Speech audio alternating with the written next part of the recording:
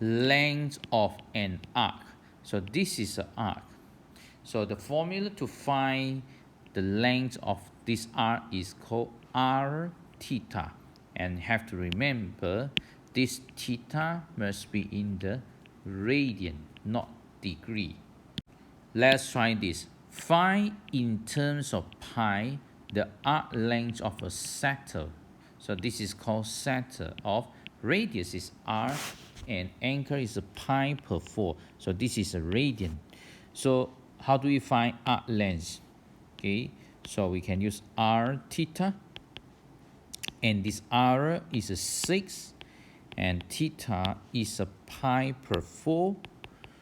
Okay, so the end is 3 pi per 2 centimeter.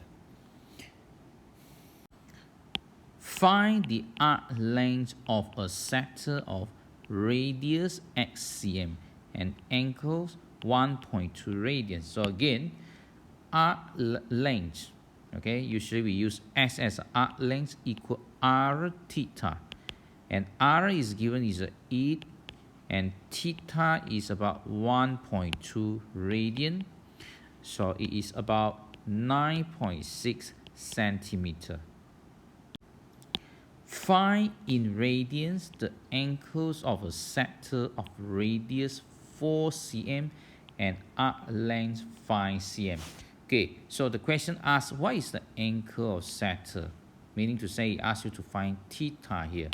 So x is equal r theta, and we know that now arc length is a 5, so we can put a 5 here, and the radius is a 4, so we can put a 4 here, theta. So we found theta is 5 per 4 radian.